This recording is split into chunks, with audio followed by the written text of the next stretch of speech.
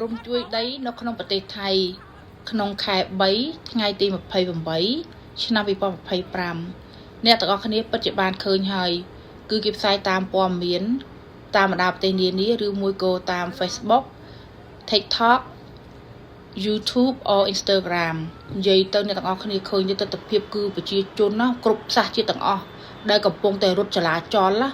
រត់ទៅរត់មករកគ្នាម៉ែរកកូនកូនរកម៉ែបងរកប្អូនប្អូនរកបងមិត្តភ័ក្តិរត់រកគ្នាទៅវិញទៅមកនិយាយរួមអ្នកខ្លះរត់ចេញពីកន្លែងគ្រោះថ្នាក់ហ្នឹងហើយអ្នកខ្លះរត់ចូលដើម្បីទៅរកគ្នាឃើញទស្សនវិជ្ជាហ្នឹងអ្នកទាំងអស់គ្នាអូបិទភ្នែកទៅខ្ញុំមើលហើយគឺខ្ញុំសំណោះមែនទែនហើយជាពិសេសដល់បងប្អូនកម្មករសំណងណាដែលគាត់បានកំពុងតែធ្វើការនៅកន្លែងអាគារហ្នឹងក៏អាគារវាធ្លាក់បាក់ទៀតមិនដឹងថាប៉ះចោលបងប្អូនខ្មែរយើងឬអត់ទេអ្នកទាំងអស់គ្នាអើយហើយនិយាយរួមសូមជូនពរឲ្យបងប្អូនដែលគាត់ជួបគ្រោះថ្នាក់នៅក្នុងអាគារហ្នឹងសូមឲ្យរួចផុតចេញពីនឹងផងមិនថាបងប្អូនខ្មែរឬគ្រប់សាសទាំងអស់សូមទេវតាជួយតាមថែសារពួកគាត់ហើយខ្ញុំមើលហើយអូនិយាយពីអាគារមួយ